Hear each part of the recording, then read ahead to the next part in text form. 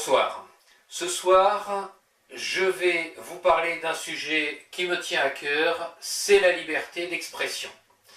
La liberté d'expression, c'est quelque chose de sacré, pour moi, pour beaucoup de gens. Et je dirais que, étant adulte, j'ai pas besoin que quelqu'un me dise à quelle heure je dois faire pipi ou ce que je dois manger. De la même manière, j'ai pas besoin qu'on me dise ce que je dois penser, qui je dois lire, qui je ne dois pas lire. Voilà. Nous sommes grands, nous sommes majeurs, nous sommes adultes. Alors, malheureusement, dans la France de 2017, la liberté d'expression devient de plus en plus un lointain souvenir. Ça a commencé en 1972 avec la loi Pleven. On a assassiné la liberté d'expression et chaque jour on l'assassine davantage. Comment on l'a assassiné? Eh bien en créant une loi scélérate qui est la loi qui punit le délit d'incitation à. Alors pourquoi c'est une loi scélérate? Parce que une loi normale, ça punit quelqu'un qui fait une action interdite. Une loi normale, ça punit quelqu'un qui vole dans un magasin ou qui agresse un particulier. Mais ça ne punit pas quelqu'un qui réfléchit au cas où il pourrait voler dans un magasin ou au cas où il ou elle agresserait un particulier. Eh bien, le saut qualitatif qui a été fait avec la loi Pleven, c'est que maintenant, on peut punir quelqu'un pour incitation à. Ça veut dire que tout le choix est entre les mains du juge. Ça veut dire que le juge est seul maître à bord dans son appréciation pour dire si la personne doit être condamnée ou non. Ça veut dire qu'il n'y a aucun fait objectif. Ça veut dire qu'un juge peut vous condamner sans qu'il y ait de fait objectif. Donc il peut vous condamner sur votre tête. En fait, c'est ça. C'est à la tête du client. Donc il peut vous condamner, vous, pour un propos, et pas quelqu'un d'autre pour le même propos. C'est ce qui se passe tous les jours sur Internet, où des gens sont condamnés pour un propos parce que un juge estime, très souvent un juge rouge, que ce propos c'est de l'incitation à. Il n'y a rien d'objectif, c'est l'appréciation du juge.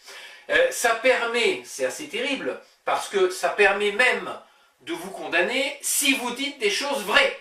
Peu importe que les choses soient vraies. Si je dis Charles Martel a battu les Arabes à Poitiers en 732, c'est vrai. Je peux quand même être condamné pour incitation à la haine. Bah oui, parce qu'un juge peut dire ce que vous avez dit est vrai, mais ça incite à la haine. Alors, c'est pas que du fantasme ou du délire, ce que je dis là. Parce que déjà en Allemagne, une personne a été condamnée pour avoir mis sur Internet des photos d'Adolf Hitler avec le grand moufti de Jérusalem.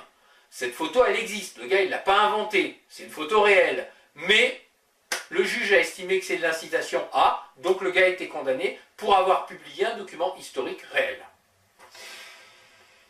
Alors maintenant, ne pensez pas,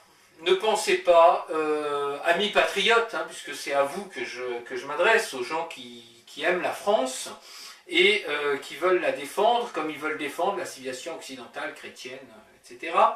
Ne pensez pas que vous allez pouvoir vous en sortir en disant oui, la loi punit, mais elle punit ceux qui exagèrent, machin, elle punit ceux qui vont trop loin, mais moi, vous comprenez, je suis modéré, je suis pondéré dans mes propos, donc je ne serai jamais puni. Ça, c'est pas vrai. Ça, c'est pas vrai parce que la France est dans une mécanique aujourd'hui totalitaire, révolutionnaire et totalitaire. C'est une mécanique qui détruit de plus en plus la liberté d'expression et qui ne s'arrête pas. C'est-à-dire qu'on a commencé avec la loi Pleven en disant, voilà, on n'a pas le droit de critiquer, machin, pour son appartenance à une race ou je sais pas quoi. Ensuite, on a fait la loi Guesso disant, on n'a pas le droit d'interdire, on n'a pas le droit de nier l'existence de la Shoah. Après, on a fait une loi sur d'autres phénomènes historiques, sur d'autres génocides, une loi sur l'esclavage, etc., etc. C'est-à-dire que ça ne s'arrête jamais. Il y a toujours des nouvelles lois pour restreindre la liberté d'expression. Et la mécanique totalitaire ne peut fonctionner que comme ça. Elle ne peut fonctionner qu'en restreignant sans arrêt la liberté d'expression qu'en détruisant de plus en plus l'ennemi de la mécanique totalitaire, en s'inventant sans arrêt de nouveaux ennemis, ça ne s'arrête pas, ça commence effectivement à broyer les plus extrêmes, et puis après ça broie les un peu moins extrêmes, et puis ça broie les révolutionnaires eux-mêmes. C'est ce qui se passe dans toutes les révolutions, hein. Robespierre, Staline, Mao Tse-tung, Pol Pot, c'est tout le temps comme ça que ça se passe. Donc ne croyez pas être à l'abri en disant « ouais mais moi ce que je dis c'est modéré et tout, les autres ils exagèrent ». Non, un jour ou l'autre ce sera votre tour. Un jour ou l'autre ce sera votre tour. Vous n'y échapperez pas. Donc, ça ne sert à rien d'essayer de composer avec le système. Ça ne sert à rien de dire « oui, mais cette loi, on accepte parce que, machin, ceux qui disent ça, ils vont trop loin. » Non, la prochaine loi, elle vous détruira. Donc, la seule façon d'en sortir, c'est de briser ce système liberticide et de rétablir la liberté d'expression totale sur tous les sujets, qui sera limitée que, comme la loi de 1881 l'indiquait, ou comme c'est le cas aux États-Unis avec le premier amendement, par la diffamation, c'est tout. Mais tout le reste doit être libre. La pensée des hommes doit être libre.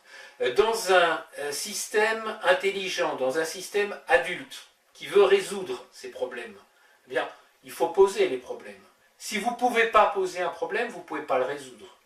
Donc si la France ne donne pas la liberté d'expression à ses citoyens, eh bien, c'est impossible de résoudre ces problèmes. Si on ne peut pas les poser, si je prends l'exemple de la laïcité ou du supposé réchauffement, si vous ne pouvez pas poser le problème, si vous ne pouvez pas débattre, comment pouvez-vous résoudre les problèmes qui se posent à nous face à la laïcité? C'est impossible. Donc, revenons à l'âge adulte, rétablissons une liberté d'expression complète en France.